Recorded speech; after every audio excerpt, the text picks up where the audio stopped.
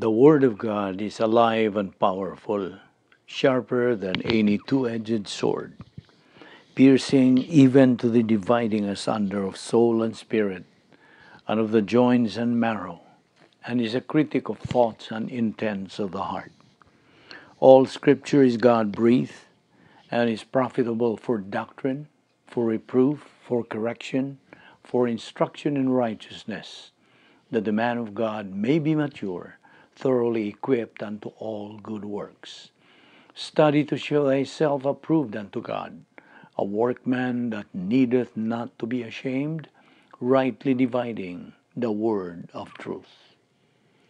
Proverbs 3 verse 1, My son, do not forget my teaching, but let your heart keep my commandments. Verse 2, For length of days and years of life and peace, they will add to you. Luke 11:28, How happy are those who hear the word of God and obey it. Before we begin our Bible study through this ministry, if you are a believer in the Lord Jesus Christ, be sure you name your sins privately to God the Father right now. Because 1 John 1:9 principle says, if we confess our known sins, He is faithful and righteous to forgive us our known sins and to cleanse us from all unknown or forgotten sins and unrighteousness. After you do that, you will be in fellowship with God, filled with the Holy Spirit, and ready to learn Bible doctrine from the Word of God. John 4:24 says, God is Spirit, and those who worship Him must worship in the filling of the Spirit and biblical truth. However, if you have never personally believed in the Lord Jesus Christ as your Savior, the issue you are facing is not naming or confessing your sins. The issue is faith alone in Christ alone. John 3:36 says, He who believes in the Son has eternal life, but he who does not obey the command to believe in the Son shall not see life, but the wrath of God abideth on him. Therefore, let us pray. We thank you, Father, for your wonderful sense of humor, for your faithfulness, your relaxed mental attitude toward us because of grace, for the fact that you love us on the basis of your character without compromising your character, for the fact that you have never compromised your character even once in loving to the maximum the worst believer who ever lived and the best. We thank you that grace found the way to accomplish all of this. As we continue to study this great grace gift from Jesus Christ, may God the Holy Spirit enlighten us, for we ask it in Christ's name. Amen. Well, we are here once again in good health, alert, with a clear mind, all because of God's mercy, love, courtesy, and grace of God. We don't deserve it, we don't earn it, nor work for it. Why? Because it is grace. Now, today we are going to discuss a very important and very interesting subject or doctrine. It's the doctrine of rapture. Now, before that, we have to discuss one important thing also. That when we exit from this world as believers, in other words, our life on earth is over. God takes us home to be with the Lord face to face. But when we come face to face with the Lord Jesus Christ in heaven, He is going to ask 3 questions facing Him. Questions that our Lord Jesus Christ is going to ask every believer in the eternal state. Number 1, did you know what I wanted you to think on this particular date? That's number 1. Number 2, Did you know what I wanted you to do on this particular date? Number 3, did you know where I wanted you to be in this particular date?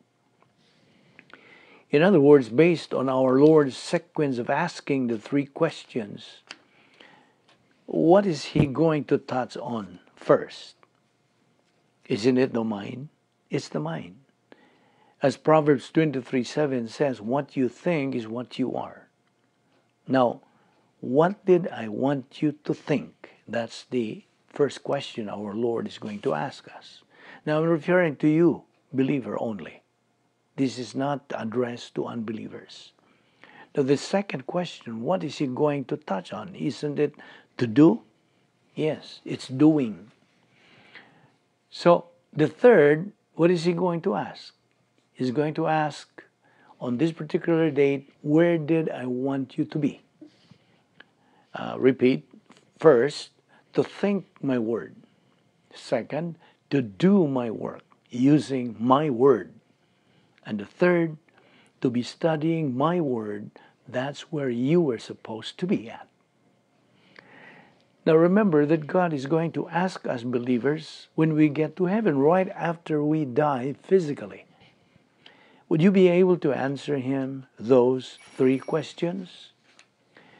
Meanwhile, the present world we live in is called the information age. You and I have access to more information, right? We have data, social media, internet, etc. than anyone else in the history of the world. Today, that's where we are. We can see and we are witnesses to the advanced technology, correct? Now look at the entertainment world of today. Do you now have tremendous and rapid changes? So we are all bombarded by all these technological advancements before our eyes. In other words, we are now living a far different world as compared to the time of our Lord Jesus Christ and His disciples. We in our present world are becoming a frenzy of facts. Computers are giving us a faster and faster rate of information. Thousands and thousands of books are being published at so fast a rate. We now live in a different era.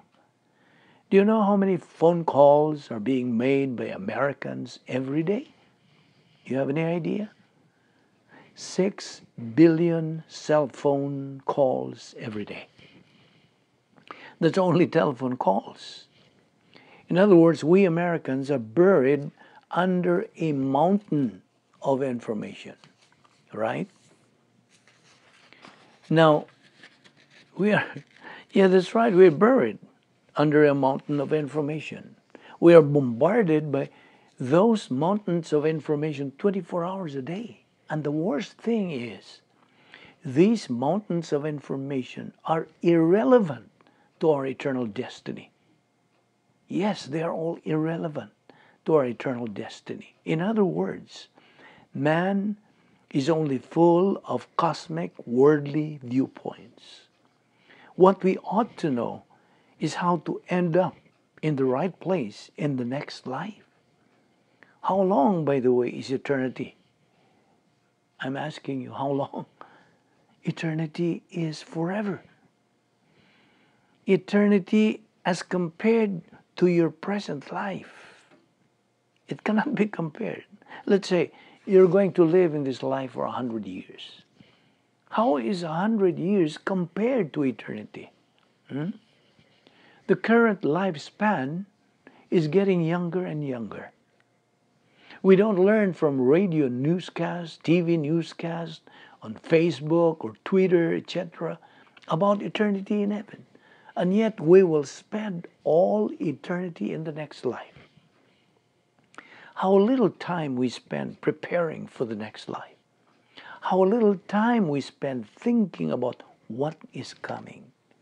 So, most people today try to earn their way to heaven. By what? By doing good, by being good, by being a good person. They try to live a perfect life while on earth. May I ask you this question? Can you do a perfect performance while we are in this world, the devil's world? Can we? Or can you? Now listen.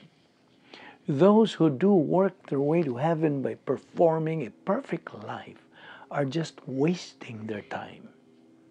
They try their best to live a perfect and holy life in this life with the belief that they can get to heaven by doing so.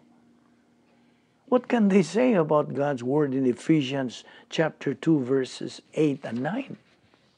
When it says, we've been saved by grace through faith. This salvation is not of yourselves, it's a gift of God, not of what? Not of works, lest any man or anyone should boast. What can they say about that? What can they say about that strong warning and caution to people who trust in their living a good, holy, and perfect life? Let me repeat this warning and caution from God to people who think they can work their way to heaven by living a holy and perfect life. Let them read and understand Ephesians chapter 2, verses 8 and 9. And let them study God's Word so they can find out how alive and powerful the Word of God is. And should they wish to develop and strengthen their faith in God and His Word, let them read Romans chapter 10, verse 17, which says, faith cometh by hearing, and hearing by the Word of God. And if these same people still remain to be recalcitrant, lethargic, and negative to study God's Word, let them read the book of Amos chapter 8, verse 11, which clearly says, there's going to be famine and thirst for the Word of God. Now, God does not lie. He keeps His Word. You may have some of your friends whom you invited to watch and listen to our Bible study through this ministry, and they just have many excuses. Some of them would say, oh, I have no time for that. I have to do this and to do that. They are just negative to learning God's Word. And as what Amos chapter 8 verse 11 says, there's going to be famine and thirst for the study of the Word of God. And listen, when this warning comes, famine and thirst, do you know what these negative people would do? In panic, they would be asking you or other believers, where's your Bible study that you used to attend and listen? But it's now too late, my friend. Well, it's a matter of choice. Now, today our main topic is the doctrine of rapture. Let us concentrate now. First of all, we're going to study one of the most important doctrines that every believer needs to learn, to believe, and to apply in his life. We're going to study the principles and the very reasons why Bible doctrine is so indispensable to every believer in Christ. Undoubtedly, based on the Word of God, time is almost up, or time is running out. Perhaps it's going to be real soon, or perhaps it would still be very far. Yes, it may be pretty soon, or it may be pretty far. Not a single one of us knows it. That is why I'm using these very words to rightly describe the uncertainty of the time, the very time when it is up or when time is up. But one thing is going to happen, and it is absolutely certain that it's going to happen because the Word of God says so. You may believe it or not, but it is definitely going to happen. And that incident, sure incident, is what is being mentioned there in 1 Thessalonians chapter 4, verses 16 and 17. Now, if you have a Bible and you haven't memorized these verses yet, please open your Bible to that text. 1 Thessalonians chapter 4, verse 16 says, follow me. For the Lord himself will come down from heaven with a loud command, with the voice of the archangel, and with the trumpet call of God, and the dead in Christ will rise first. Verse 17, after that, we who are still alive and are left will be caught up together with them in the clouds to meet the Lord in the air, and so we will be with the Lord forever. Now, did you clearly understand what's going to happen? Have you been clarified with what's actually going to occur, as what verses 16 and 17 are trying to point out here? Yes, there's going to occur in this world, which none of us knows when. There's going to happen, sure thing to happen. That's why we said it may be pretty soon, or it may yet be too far. It may be in a few minutes or hours from now. It may be 100 more years or 1,000 more years, or it may occur a few seconds from the time you are listening to this study. But one thing is very sure, it is going to happen.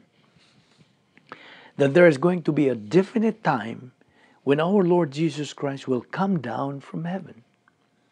Oh, by the way, what we're talking here about is not the second coming, okay? As our Lord Jesus Christ comes down from heaven, all the dead in Christ. Now, dead in Christ in verse 16 means the people who have believed in the Lord Jesus Christ as their personal Lord and Savior. In other words, all believers in Christ who are dead. All the dead in Christ at this time are going to rise first. And then those believers who will still be alive at the time are going to join them in meeting the Lord in the air.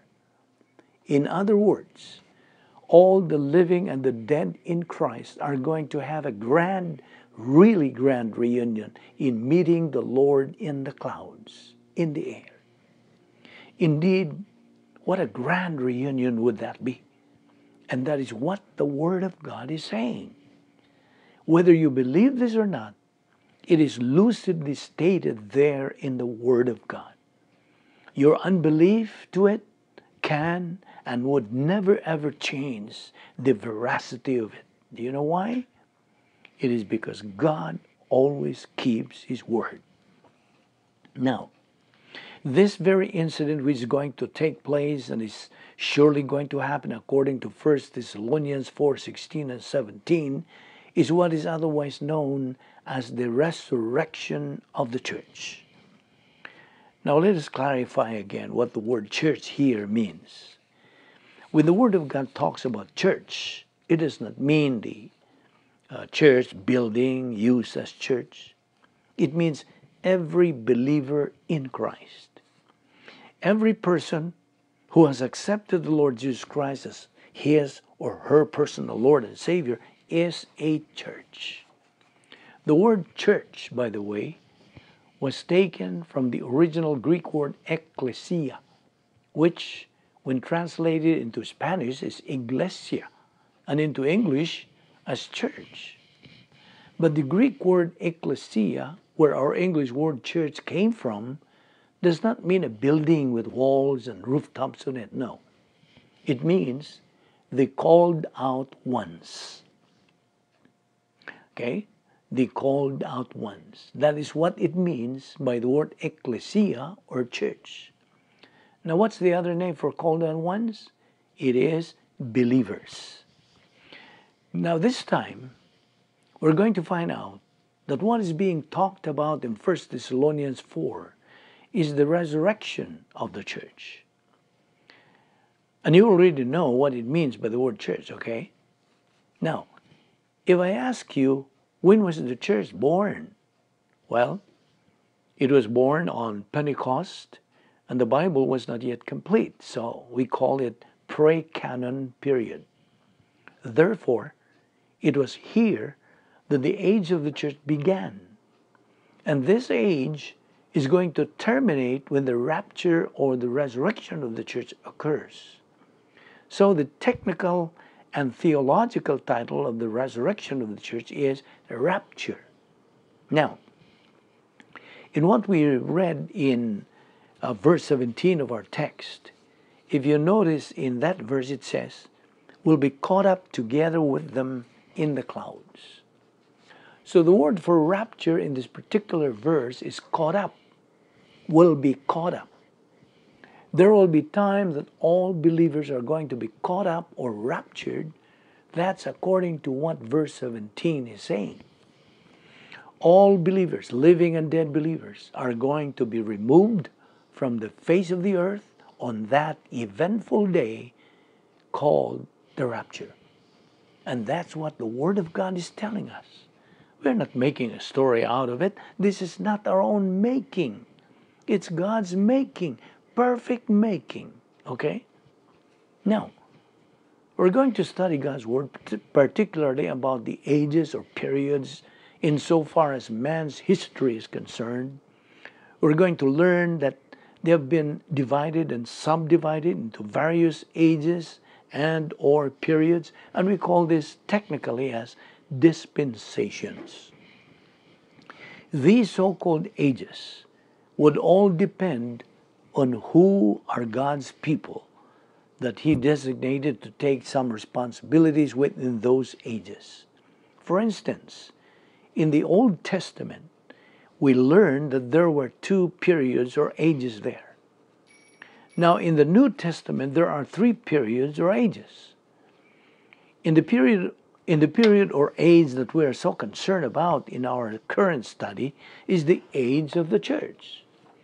This age is the very age or dispensation wherein you, as a believer, if you are a believer while you are hearing this, are part of it, or you are living in this very age. The age of the church started at that very moment Christ sent down the Holy Spirit after He went up to heaven. Christ sent the Holy Spirit to this world. Also, the very moment the Holy Spirit indwells every believer's body. This is the very incident that the age of the church all started. Yes, the age of the church. At this very age, the age where you and I as believers are part of it, this age of ours is going to cease to exist. It's going to be terminated on that event according to what we read here in 1 Thessalonians 4:16 and 17. That is the resurrection of the church or rapture. So while we are studying this doctrine right at this moment, not a single one of us knows when rapture is going to occur. No one knows. No, not one knows the exact time when this momentous event is going to happen in the history of man, particularly in the history of believers. No one knows, not even Christ. It's only God the Father who knows exactly when it's going to happen.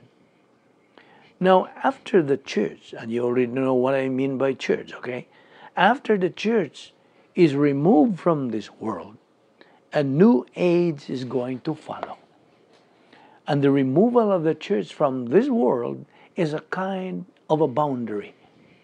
The age of the church, then rapture, and what's going to follow is what the Bible calls, and is popularly called in theology as the tribulation period. This period is the worst time or period in the entire history of man. And this period is going to last for how many years? It's going to last for 7 literal years. Now, this tribulation period, 7 years, the center or central point or the stage, so to speak, of this period is the Middle East. And all the occurrences that are taking place right there in that part of the world. In the entire Bible, there are existing prophecies on the various or series of events that would be taking place in the Middle East at this moment. The coming events that would be taking place means that is in the future, correct? Yes, it would still be in the future. And why is this so? The answer is because you are still here right now while we are studying these things, right? So, since you are still here, that means the rapture of the church has not occurred yet, correct? Now, because of this, these are still going to happen in the future. Okay? So, if we take a good look at this so-called rapture of the church, we can see that in this very part is the church age. It is still our very age right now. So as believers in this dispensation or age of the church, we've been taught by doctrine that this is the only age that every believer is indwelt by the Holy Spirit. We should know, by the way, that this age of the church has no prophecies. Yes, that's true. That this very age of ours, this age we are in right now, does not have prophecies. There are no prophecies that have to be fulfilled. I repeat, this age of ours right now do not have prophecies. Unlike in other ages that do have so many prophecies, those prophecies of other ages are little by little becoming realized or are gradually being fulfilled. And it's true that those prophecies were really fulfilled during their precise time or timing or during their very ages. But in our age of the church, we do not have any. Nowhere can we find a single prophecy in the Bible that has anything to do or to be fulfilled in the church age. Nothing except two prophecies. Do you know what these two prophecies are? Well, the first prophecy in regard to the church age is the indwelling of the Holy Spirit in the body of every single believer in this age. And we already know that it was at this point that the age of the church started right there and then. And the second prophecy for this age is this, that there will be time that all believers will be removed from this world through what is called resurrection or rapture. Now, when is this going to happen? It's going to happen at the culmination, so to speak, or at the end of the age. So, it's only at the start and at the end of the church age that we can find that kind of prophecy. Can you see that? But outside of these, nowhere can we find any single prophecy regarding the church age. Nothing. Now, because of this, what do we have in this age of ours? Since we don't have prophecies, what do we have instead? Listen. What we have in this age of ours is what we call trends. The historical trends. Do you understand what is meant by historical trends? Well, historical trends are what we're actually experiencing in our present time. The series of events that are occurring right before our very eyes while history continues to move its course. That is what we mean by historical trends.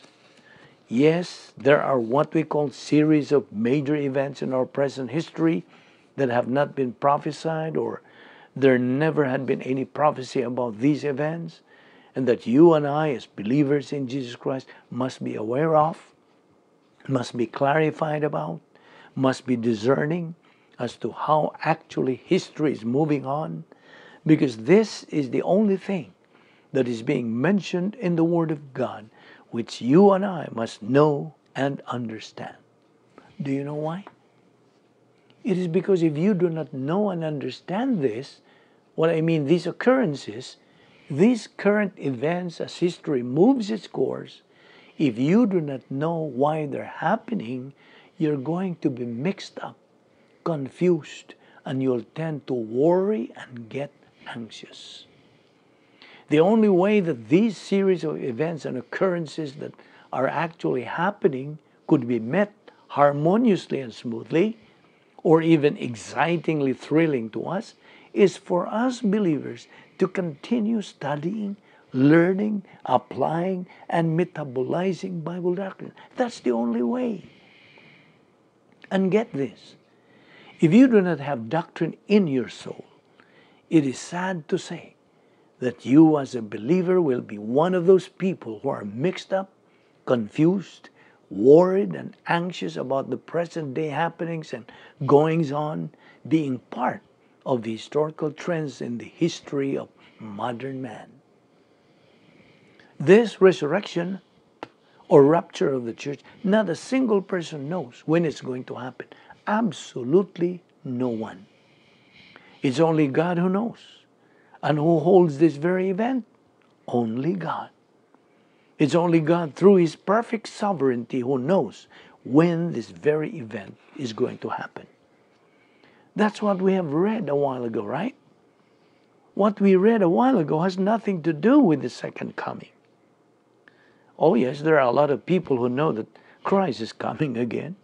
But you know what?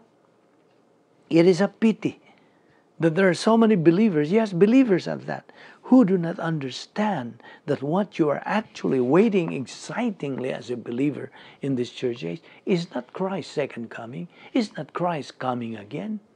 Because look, when is Christ coming again? When? Is it before or after the rapture?